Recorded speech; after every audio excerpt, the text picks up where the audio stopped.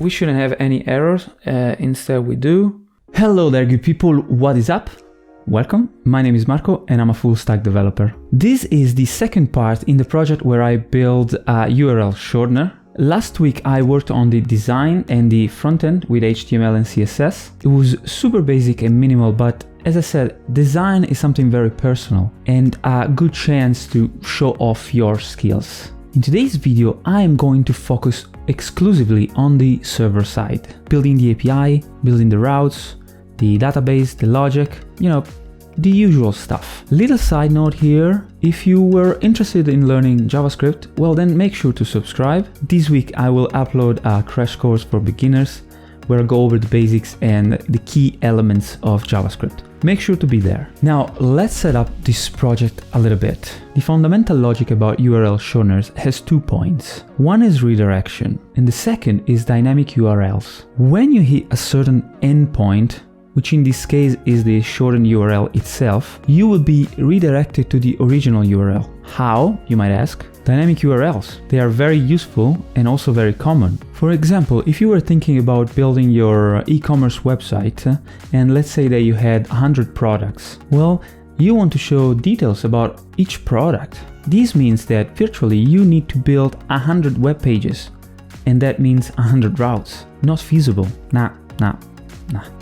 Nope, sorry. We can solve this problem passing something to the URL, which is called parameters. These parameters are set by us. They are chosen by us, the developers, and they represent almost like a variable in the URL that can change, hence dynamic, and based upon its value, the content on the page will change accordingly. In our case, I want to create a code. I will call it a slug, and there will be the parameter, thereby the original URL will be retrieved from the database and will serve to redirect the user. Honestly, I think it will be much clearer once you see it. One last thing, in this code there is a small bug, something that eventually might break the website. Honestly, I would like you to find it and let me know in the comments below. It's nothing super serious, it's really, the app works anyway, but it's there and it's risky. Why did I do this? Well, for 2 reasons. One of the most important skills for developers is debugging. The ability to spot a problem and then hopefully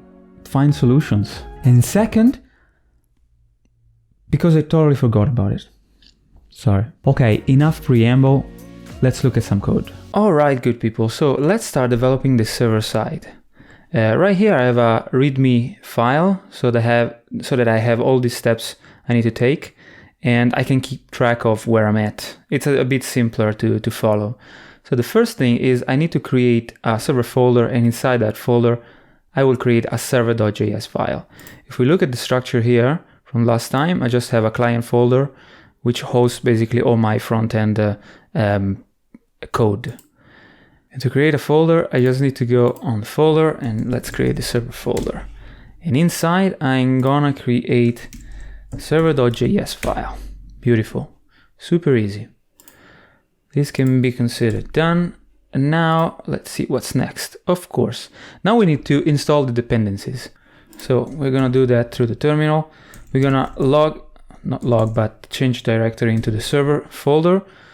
And the first thing I want to do is npm init-y. This is going to create the default package.json file. If you've ever wondered what happens if you don't use the -y right here, you're going to be prompted several questions, and basically you need to fill out all of this manually. In this case, it has done it by default. So it's super convenient when you want to, be fast about it, when you want to be quick. Now that I have this installed, I can start installing the packages. And first thing first, I'm going to install these packages, which are express, course.env, and Axios. Now express is for the basic routing, course is for the headers, and .env is for the environment variable, and Axios is for the requests to an external website. Now that that is done, I'm going to install a dev dependency, which is NodeMon. And what NodeMon does is basically listening to changes in my files, and it restarts the server every time so that I can, not do it manually all the time. This is super convenient. This is done as well. Last but not least, I need to communicate with the database. In this case, I'm going to use MongoDB. And to communicate with it, I always use Mongoose. But in this case, I'm going to install a specific version. Right now, there's Mongoose 6, and I'm not really a big fan of the implementation. I think it's a bit more complex. So to install a specific version, you just need to add the @ symbol behind the package, and then just the version you want to to install. If I do like this, everything should be fine. Beautiful. Let's check the package.json file, and I can see here that I have all my packages, and I also have my dev dependency. Now that I'm here, I'm also gonna add a script, and I'm gonna call it dev, and this is gonna use nodemon instead of node, but it's always gonna point to the server.js file. Okay. So this is done, and done. Beautiful. Now we need to set the environment variables. Okay, how do we do that? In the server folder, we create a file and we call it .env. In here, let's close the terminal. I'm going to create environment variables. The first that I'm gonna need is, of course, the Mongo URI. This is gonna be for the connection. And you're gonna put your URI inside here. I'm gonna put mine, but you need to use yours. Second, I'm going to specify an environment variable like env, and this is going to specify whether we are in production or development. Because remember, we need to deploy this, and there are certain things that I want to show myself if I'm in development, but not if I'm in production.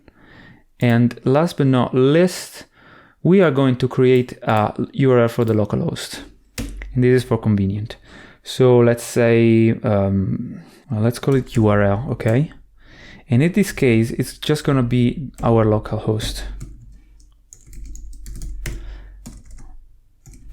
All right, and this is going to be on port 3000 for now. Okay, so we have done this. We can, what have I done? Okay. And this as well, oh, really? And this as well. Beautiful. Now the first thing we need to do is to create the app. So let's create a boilerplate Express app. And to do that, I'm gonna go into my server.js file, and I'm just gonna start importing some of the dependencies. The first one is Express, of course. Why? Can I spell today? Maybe I can. Okay, Express. The second one is course.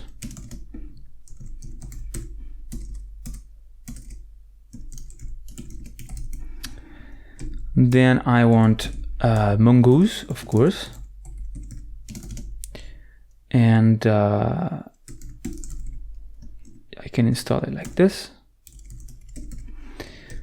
And then I need Axios, of course, because I've installed it.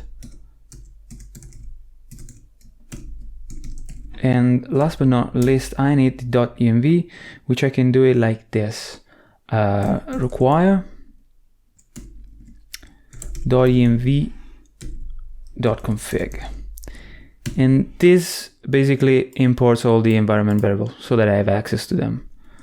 Okay, then I need to create the app, so I'm gonna just do it like this, initializing the app, and I'm gonna specify an home route. So the /route, as always, I'm gonna take a request and a response, and for now, just like testing, I'm just gonna send some, let's do it JSON already. And this is just gonna be a message, and it's gonna be homepage, like this. And then I need to listen to a port, and you do it like this. I can specify port, like this. And then I'll just provide a bit of a callback. So listening, well, let's do it with template literal, like this. Listening on port. It's always better to not hard code these things, So I'm just gonna put it like here for now. I could even have it in the environment variables, but okay, this means if you find it in the environment variables, use that, or otherwise 3000. So now we should be good to go. Let's clean it up a little bit. And if I do my npm run dev, magic should happen. Beautiful. So now it's listening. So this is an API. So I want to test this API, and I'm going to test it with Postman. Postman is a very common way to test APIs. It's also very powerful. It basically allows you to specify a URL, a request, a body. So now if I do a request to my home page, I should get something in return. What do I get? I get the message homepage. So the API now is working. Our boilerplate Express app is done. I can even stop the server, just Ctrl+C, close this. So now we've created the Boiler Express app. We have created the home route and we tested with the API. And now we need to create an error handler and a not found. This passage is very important because since we're going to deploy this app, we are going to expose it to basically the outside world. We want to be able to handle errors, okay? And one thing you can do here is basically create a function, create two functions. But let's create the not found function, okay? The not found will take the request, the response, and it's gonna take the next. And you're gonna see in a bit what this does. First of all, I'm gonna set the status to a 404, which is the not found. Then I'm going to create an error, okay? This is gonna be a new error. And inside here, I can put the message that I want. And I can say not found plus request.original URL. Okay. After I've done this, I just call next and I pass the error in. And this is very important. Now what this does, next is a function basically. I'm just saying pass to the next operation. That's it. So what this function does is just set the status, creates the 404 error, and it passes it on to the next step. The last step is an handler, an error handler, better, like this. Now it's very important, if you read the Express documentation, every error handler is a bit different from routes, common routes, because as the first argument, it takes the error. And this is how we know that this is an error handler. And then you just take the request, the response, and next as well. Yep, like this. What this is going to do is basically set the status of the request to whatever it's passed onto it, okay, if there is something. Otherwise, you just say 500.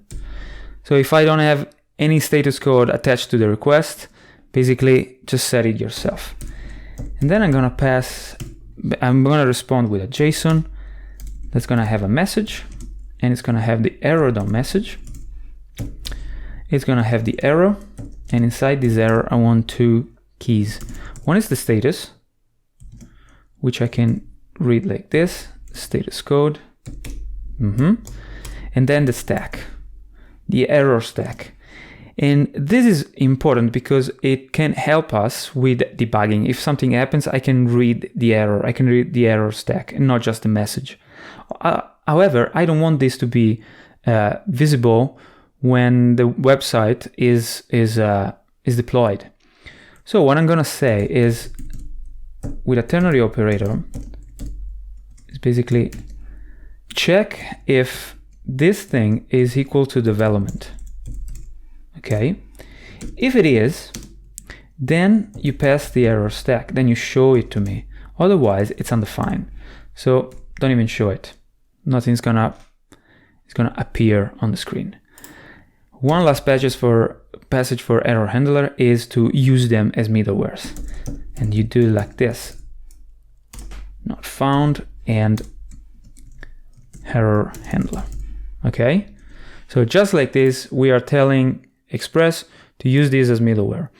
Now you notice that these two middlewares are at the bottom, and this is standard because what happens with Express when you make a request, Express is going to basically do some sort of a cascade. So you requested the slash route, it's gonna get here. Does the slash route matches this pattern? Yes, perfect. So I get into here. If something goes wrong here and I create an error, there is an error, it's gonna be passed on to the next step. Now we don't have any next step. So what's going to happen is basically I'm gonna have the error and it's gonna pass through the error handler, okay? So it's gonna be caught by the error handler right here. And you have to think about it as a system of sieves. This is the first one and it filters out whatever it needs. But if I'm looking for another route, for example, /API in this case, it doesn't exist yet. And right now, let's see if our server is still running. We need to restart it. Okay, it's going well. And if I test it like a route that doesn't exist, like API, we have to see something like this. So basically I have the message, which is not found, the route that I've just looked for, and then in the error I got the status, and this is the error stack. Now, if you change the environment variable I've used here from the development to anything else, in this case production maybe, the error stack is not going to be shown. And you don't want to show the error stack because it can maybe expose some internal, some private things about the server that you don't want to expose to users. Okay, so the error handler works. We've done this as well. Now we need to pass on to the schema and the model. This is super easy, but I want to do it with a best practice. Now, what I want to do is create a model folder, okay? And inside this models folder, I'm going to create my models. So I'm going to just have one model, and it's going to be by the URL .js, okay? And inside here, I'm going to specify the schema and the model itself, and then I'm going to export it. So if I want to use Mongoose, I need to import it. I can do it like this, as I've done before.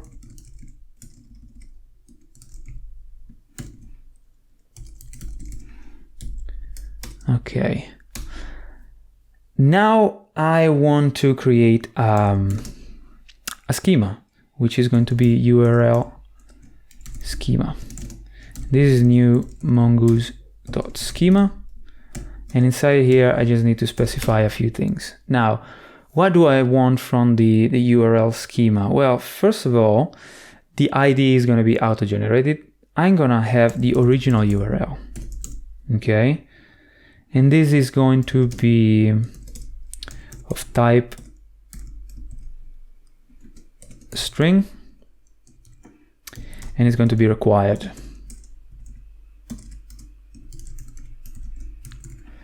Beautiful. Sure. Okay. Then I need the slug, which is going to be basically the code that goes behind the URL. And this is going to be of type string as well. And of course it's required. And that's it, basically. What I can do now is I can specify the fact that I want timestamps. And this is gonna automatically add timestamps, which is a created at and updated at. We're gonna see it once we use it. Now that this schema is done, I have to create the model. And this is gonna be URL, like this. And this is gonna be a new mongoose.model. The name of this is going to be URL, and it's going to refer to the URL schema. Okay. Now what I have to do, I have to export it. Let's export like this. Okay. And what I can do now, I can just import it so that I can use it here. And what you usually do with this is const URL is equal to require. Since this comes from a file, I need to get to that folder and into the URLs. Beautiful. Now I need to create a connection though. And the connection is just mongoose.connect. We need to specify the URI, which we have in the environment variables, Mongo URI. Not like this, but like this. Okay. And then we specify a few options that are necessary so that Mongoose doesn't complain. The first one is, well, I'm just going to copy paste. It's this one, basically. Okay. Use new URL parser and use unified topology. That's basically it. After this, I'm going to have a callback function, and I'm just going to console log DB is connected so that I know whether it's working or not. Okay. Beautiful. Now that we've created all of this, let's create a route to get whatever is inside the URLs. So let's just put URLs. As always, with a request, a response. In this case, we're gonna put next, and you'll see why. And in here, I'm just gonna have a query to the database. So I can just specify the URLs is equal to, and I need to await because it's asynchronous. This means that I need to put the async word right here. By the way, if you don't know what this means, don't worry. Make sure to check out my crash course this week and you should be fine. So now I call it URL.find. If I specify it like this, it's basically all the results, then exact to transform it into a promise. Right now, I think I need to return it. I'm just going to return your URLs. And now we don't have anything. So what we should have in return is basically an empty array.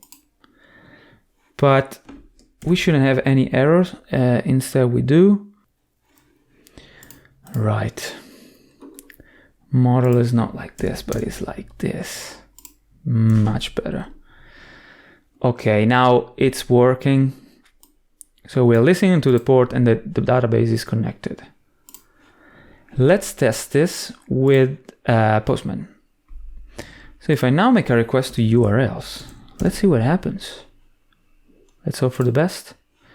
And we got an empty array, which is exactly what we want because we don't have any records still.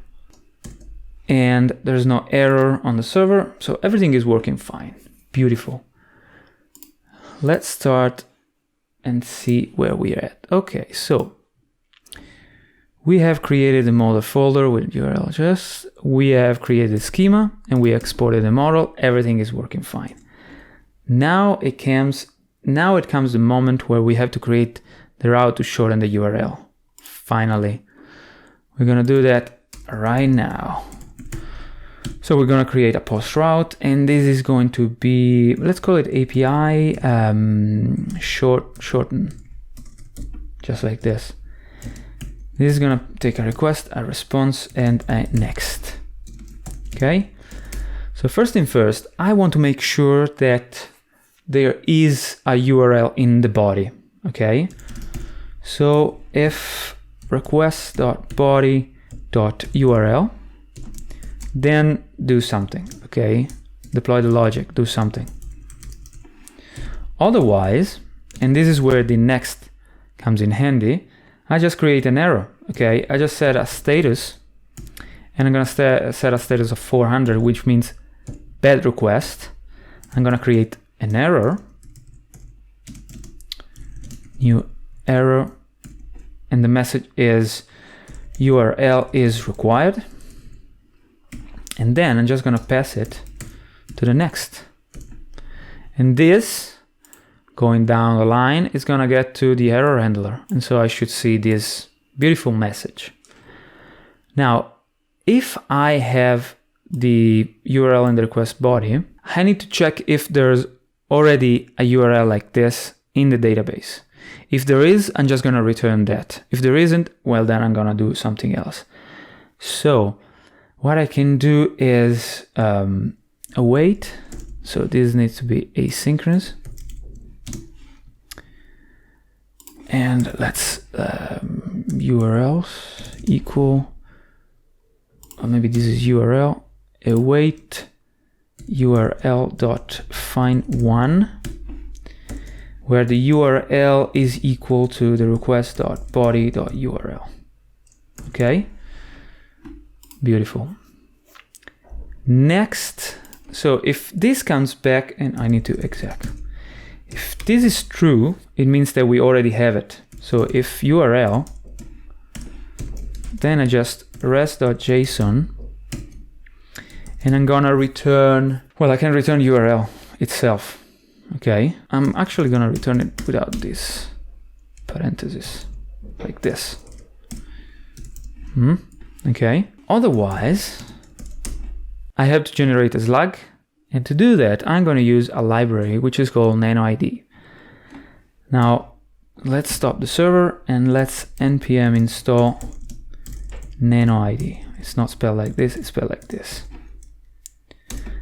NanoID is super convenient because it creates these small IDs, and super convenient because I don't need to write it myself, which could be fine, but hey. Now that I have NanoID, I can import the custom alphabet. And this basically allows me to, it's not like this. Okay, like this. Man, spelling is my weak point. Okay, we can require NanoID. Okay, just like this. And what custom alphabet basically allows me to do is set a custom alphabet. So don't use every characters that the algorithm wants, but I'm just gonna use hexadecimal, okay? And that's because symbols are not very URL friendly, so I'm just gonna use that. To do that, I'm just gonna set the NanoID equal to custom alphabet, okay? And I just need to set the alphabet. And in this case, I'm just gonna use hex characters, which are characters from 0 to 9, from A to F. And then now I want to see, we can generate a slug with 8 digits. And we need to think about this because we are using this slug basically to identify the URL, and this is going to be very useful later. So if we make an estimate, I have no idea how many websites are on the internet.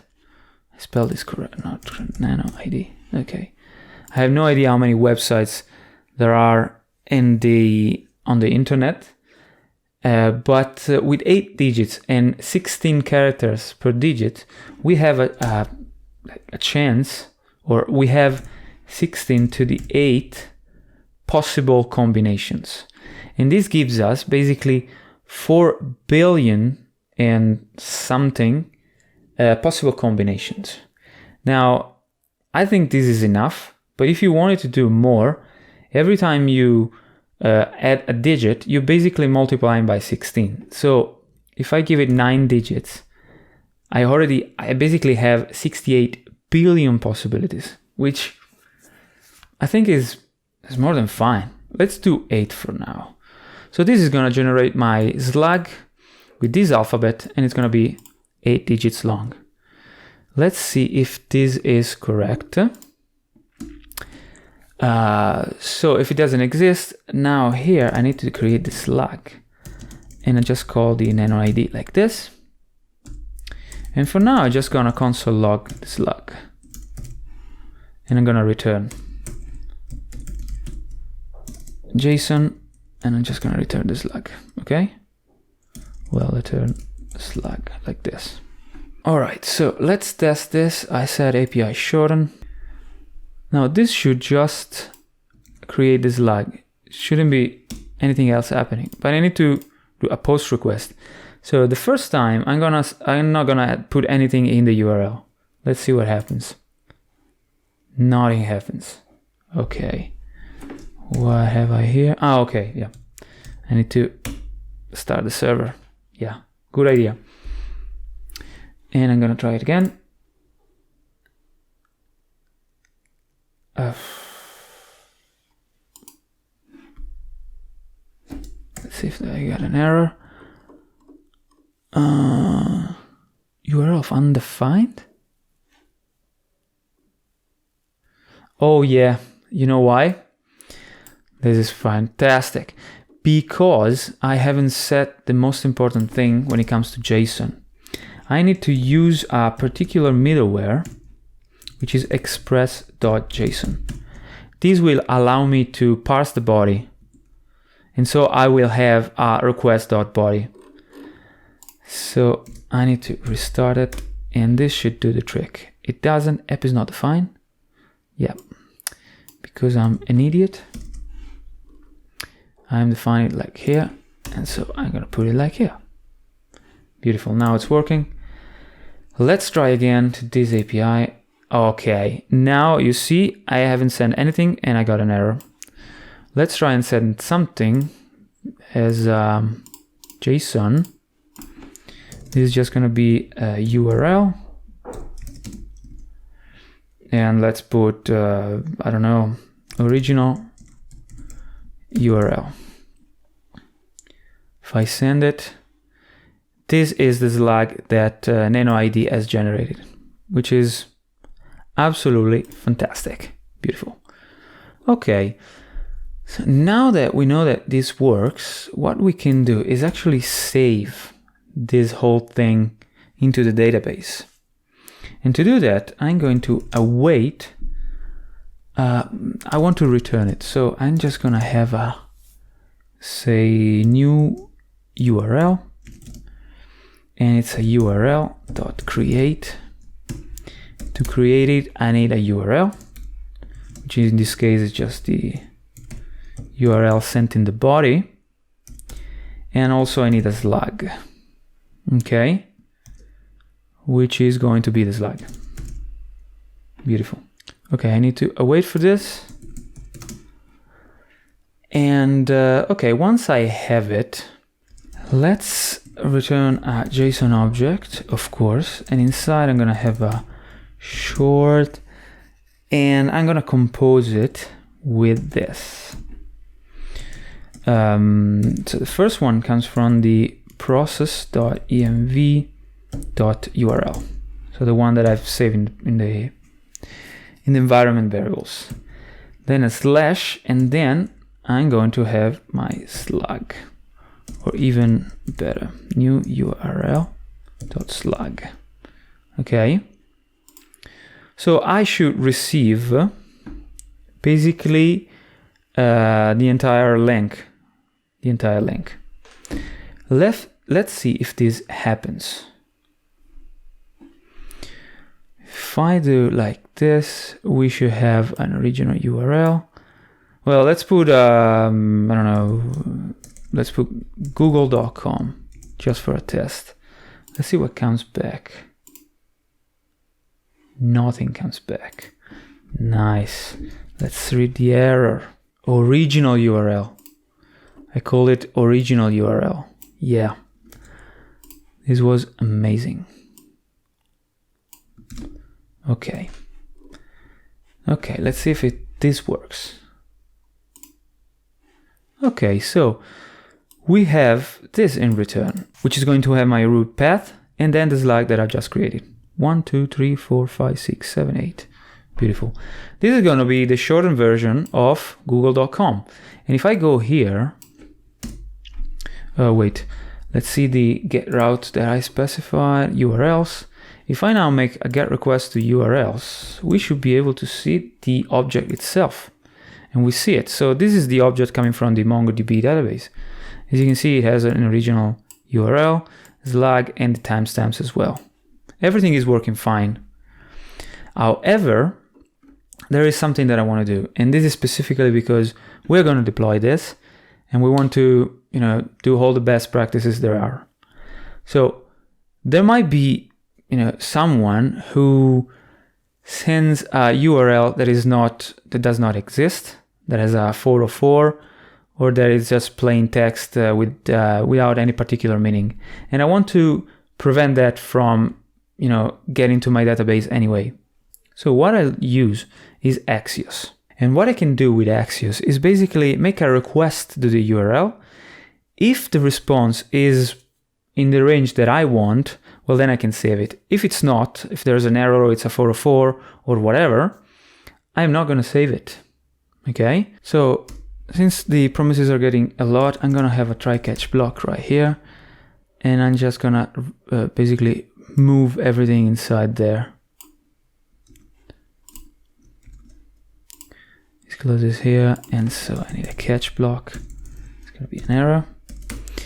And for now, I'm just gonna forward the error. Okay. Okay, so if the URL doesn't exist, I'm gonna make a request with Axios to make sure that the URL exists. And with Axios, you can make a request as you would with fetch or node fetch if you're used to that. Of course, it's going to be in await. Then we're going to specify a get method. Okay.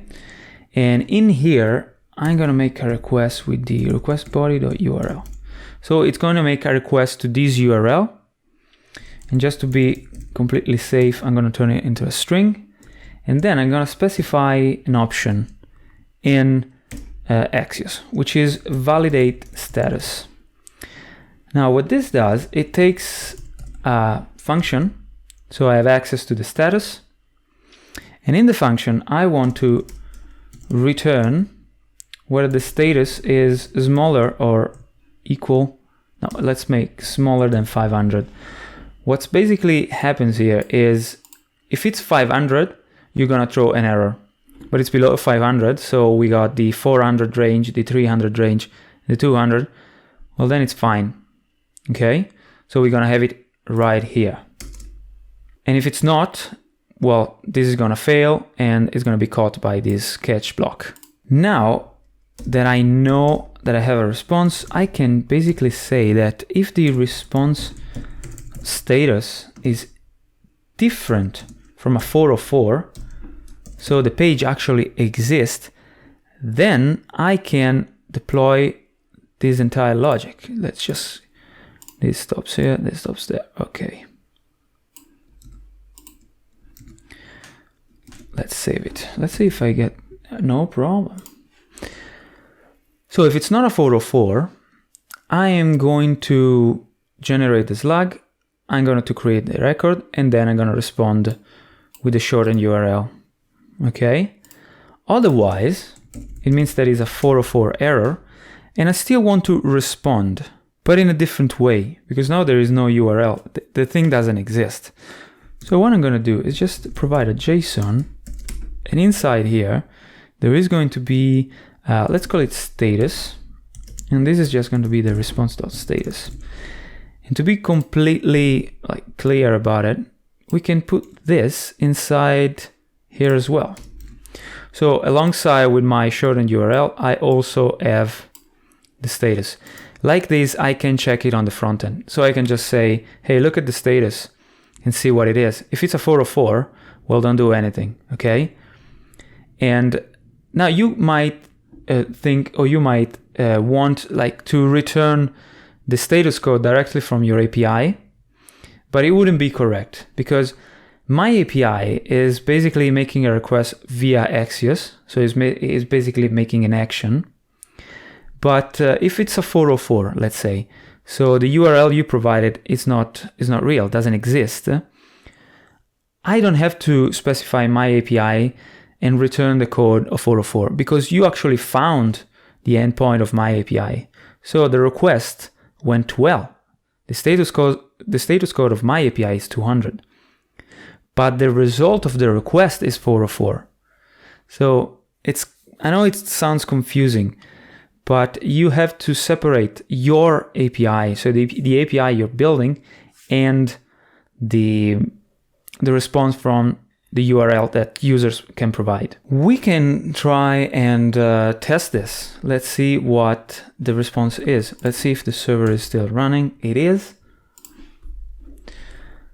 Now, if I go here and it was API shorten, man, my spelling today is off. Shorten, we need to make sure there is a post request. And in the URL, I am going to provide something that is not, let's say like this, HTTPS. Then I'm sure that it's not going to be found. So maybe youtube.com and some random thing. This shouldn't be found. Let's see. Okay, so we got just a status of 404. Could we actually add something else? Maybe this is just a bit poor, but anyway. What I want to see, especially if something was saved in the database, shouldn't have. So we still have one item, which is exactly what we want. Let's try and maybe if I just respond like this, I can say status text, and this is equal to the response status text. Okay, like this, just to give a bit more information to the user. Let's see what happens if I type something that is completely like random. Okay, something like this. This should, oh yeah, I need to change this, shorten, and this is a post request. Let's see what happens. Okay, this is an error, and this is by Axios. And of course I have a status of 200 because, I mean, the request went fine. It's just that, so basically this doesn't even connect. But if I do this, something like this, .com, I send it, still got a connection refused. But if I do a YouTube, okay, connection refused, TPS, like this. All right, beautiful. So now we created a record. We already have one. So this is basically a shortened path for this address, the YouTube homepage. And we are going to test it now. But first, let's see where we're at. We created the post route. Now we need to create the get route with a dynamic URL. Now, what dynamic URLs are is basically something very important because they allow you to save a lot of code. Okay. So let's say that I put a route that is slash and then colon, and here I have a slug like this. What this does, it basically allows me to put whatever I want here. So it's dynamic. It's not something specific. If I had put it like this should have been /slug all the time. But like this becomes actually a variable. Okay? And this variable will determine the response on the page. And this is basically what dynamic URLs are.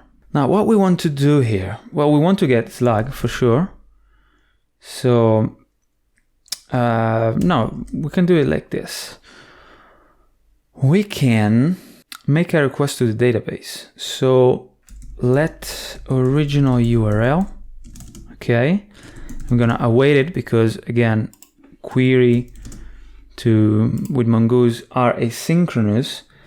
We're going to utilize the URL model and we're going to say find one, and we're going to find it based upon the slug. Okay, so slug is equal to the request dot params.slug.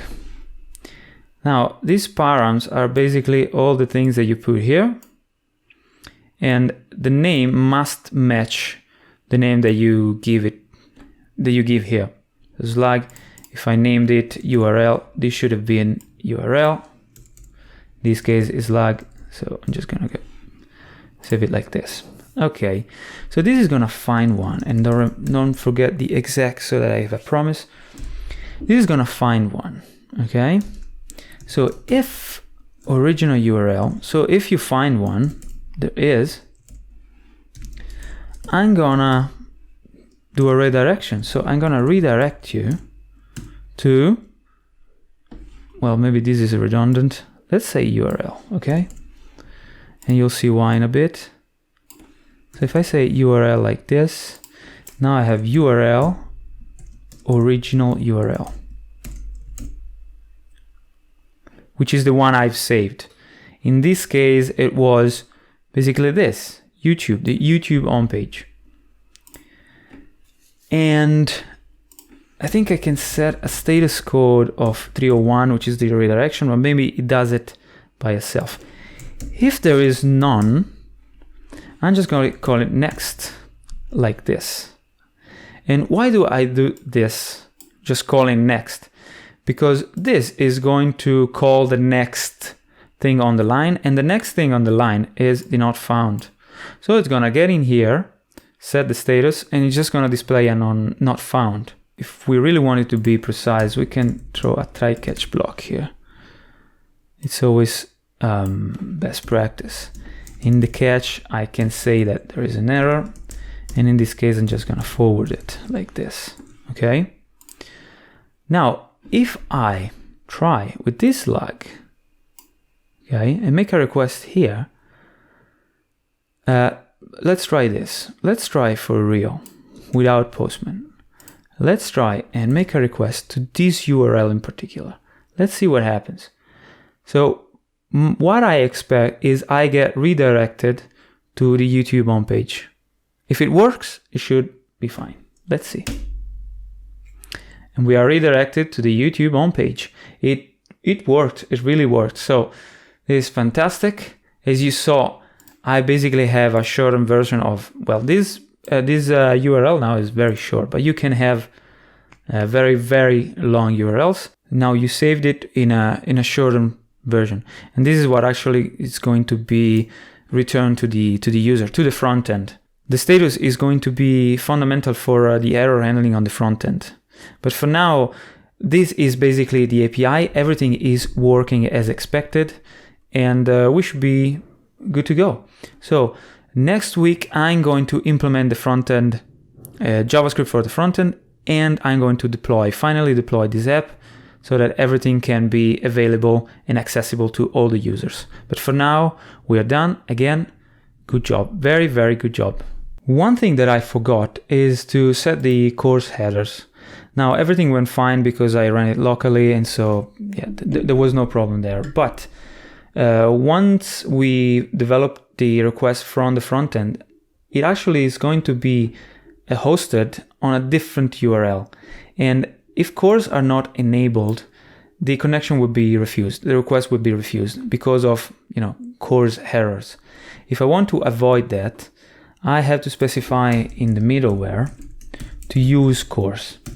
And next week, I'm going to show you how to set origins and allowed origins for the cores. Right now, if I set it up like this, it basically refers to origin star, which basically is all the origins. I don't really want that. I want to transform this to a origin like my website, okay, .com, so that only my website, only my front end can make requests to this API. But we're gonna see that the next week. All right, this video is done. I think we've done a very good job. The server side is almost complete. If you found the bug, please let me know in the comments below. I will give you the solution next week. We're gonna fix it. And also make sure to check the next video out where I'll develop the front-end JavaScript, and most importantly, I will finally deploy this app. It will be on the web. Once again, thank you very, very much for watching. If you haven't, please leave a like and share so that more people can see it. And I really hope to see you at the next one. As always, stay tuned for more, and bye bye.